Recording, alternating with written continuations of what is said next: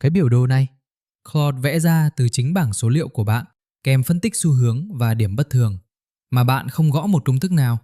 Đây là cách làm. Cuối quý, bạn mở cái file số liệu campaign ra, mấy chục dòng, đủ thứ cột, ngân sách, lượt tiếp cận, số lead, doanh thu. Nhìn vào là biết quan trọng, mà thật lòng, chẳng biết bắt đầu từ đâu. Muốn phân tích thì lại tưởng phải biết hàm Excel, biết kẻ pivot, biết vẽ biểu đồ. Tập trước, Claude biến mớ ghi chú thành một bản báo cáo. Tập này, ta đi xa thêm một bước. Bạn đưa thẳng cả bảng tính Google Sheets cho Claude. Nó tự đọc, tìm ra những xu hướng bạn không nhìn thấy trong đống số, chỉ cho bạn chỗ bất thường, rồi vẽ biểu đồ. Mà bạn không cần gõ một công thức nào. Đây là 3 việc Claude sẽ làm cho bạn hôm nay. 1. Nó đọc thẳng bảng tính trong Google Drive của bạn, rồi phân tích. Tháng nào đăng lên, tháng nào đi xuống, kênh nào hiệu quả và chỗ nào có gì đó bất thường. 2. Nó vẽ biểu đồ. Một biểu đồ đường cho xu hướng, một biểu đồ cột để so sánh các kênh. Đẹp, rõ, dán thẳng vào slide gửi sếp được. 3. Bạn lưu cách làm thành một project, rồi hỏi tiếp kiểu, nếu quý sau cắt kênh này dồn sang kênh kia thì sao? Và như mọi tập, nhắc trước một câu, Claude chỉ đọc bảng của bạn thôi. Muốn tạo hay sửa file, nó đều phải xin phép. Nó không bao giờ tự ý đụng vào số liệu gốc. Cần gì để làm theo? Tin vui là phần lõi, phân tích số liệu, thì ngay cả bảng miễn phí của Claude hay ChatGPT cũng làm được. Bạn chỉ cần bôi đen số trong sheet, copy, rồi dán vào khung chat, nó vẫn phân tích và mô tả biểu đồ cho bạn. Còn nếu muốn Claude đọc thẳng file nằm sẵn trong Google Drive, khỏi copy dán và vẽ biểu đồ hiện ra đẹp ngay trong màn hình, thì cần gói trả phí 20 đô một tháng, khoảng 500.000 đồng, Claude Pro hoặc ChatGPT bản Plus.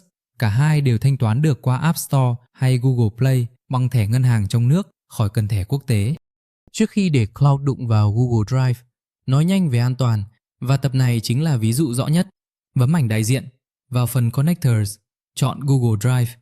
Ở mục Tool Permissions, Claude liệt kê rõ từng việc nó được phép làm. Để ý kỹ nhé, nhóm việc chỉ đọc, tìm file, đọc nội dung, xem thông tin để Always Allow, tức là cho phép sẵn, làm cho nhanh. Nhưng nhóm việc khi tạo file mới, sao chép file, Claude để mặc định là Needs Approval, phải hỏi bạn duyệt mỗi lần. Cả tập này gói gọn trong hai dòng đó. Đọc bảng tính để phân tích thì máy tự lo, chạy ngay.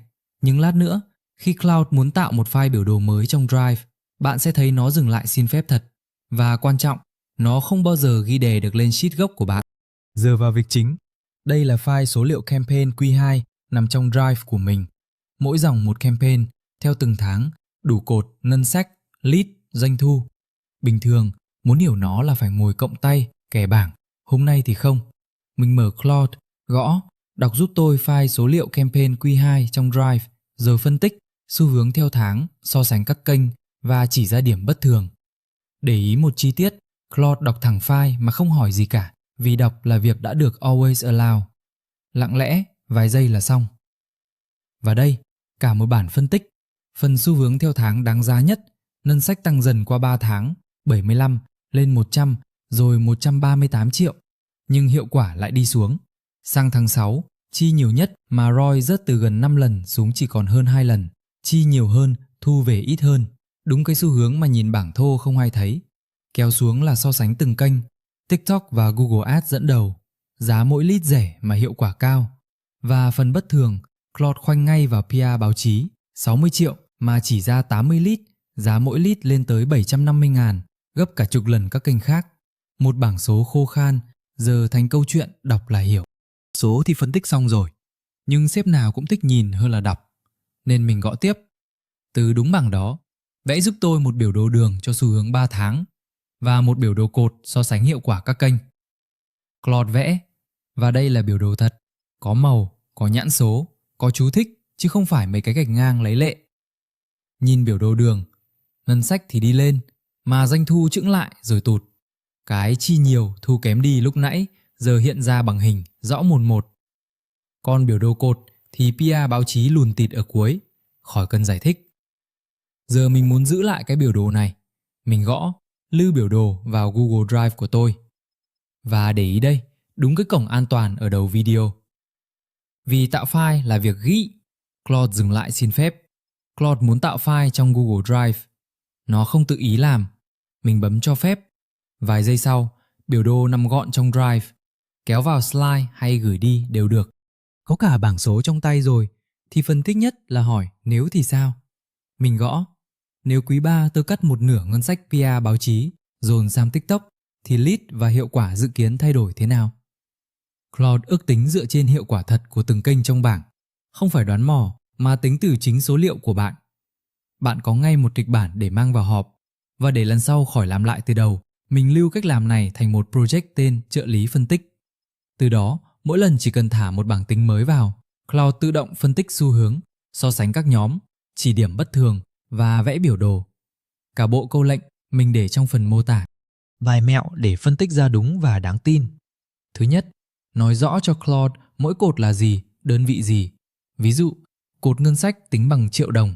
Bảng nhiều cột rất dễ bị hiểu nhầm. Một câu dặn là tránh được sai từ gốc. Thứ hai, bảo nó tự đối chiếu. Tổng ngân sách trong phân tích có khớp với tổng trong sheet không? Claude cộng lại cho bạn, vừa yên tâm vừa bắt được lỗi nếu có. Thứ ba, cái biểu đồ vừa vẽ, bạn xin nó xuất ra ảnh hoặc PDF là dán thẳng vào slide hay gửi email được ngay, khỏi phải chụp màn hình. 3 điều cần nhớ để dùng vừa đúng vừa an toàn. 1. AI vẫn có thể đọc nhầm cột hoặc hiểu sai đơn vị, nhất là với bảng nhiều cột, nên luôn nói rõ cột nào là gì và lướt lại vài con số quan trọng, tổng ngân sách, doanh thu, đối chiếu với sheet gốc trước khi tin. 2. Phân tích và biểu đồ là để giúp bạn quyết định chứ không phải chân lý. Claude chỉ ra xu hướng, còn cắt kênh nào, tăng kênh nào là bạn cân nhắc rồi chốt, kiểm tra lại trước khi mang đi trình. 3. Và quan trọng nhất, Claude chỉ đọc bảng tính của bạn, nó không bao giờ tự sửa số gốc. Muốn tạo file mới là phải bạn duyệt, như cái cổng lúc nãy. Số liệu gốc của bạn vẫn nguyên vẹn, toàn quyền vẫn nằm trong tay bạn. Vậy là từ một bảng tính đầy số, bạn có ngay xu hướng, có điểm bất thường, có biểu đồ để trình, mà không gõ một công thức nào. Và vẫn kiểm soát hoàn toàn, vì người quyết định cuối cùng luôn là bạn. 4 câu lệnh và mẫu project mình để hết trong phần mô tả. Copy là dùng được ngay cho bảng số liệu của bạn. Tuần sau, mình sẽ đi tiếp một bước nữa, đưa cho Claude một dàn ý để nó dựng nguyên một bài thuyết trình Google Slides, bố cục, từng slide với ý hình ảnh. Từ số liệu đến báo cáo, giờ đến cả bài trình chiếu. Nếu tập này hữu ích, để lại bình luận xem bạn hay phải phân tích loại số liệu nào nhất. Mình sẽ làm một mẫu riêng cho nó. Cảm ơn các bạn đã xem. Hẹn gặp lại tuần sau.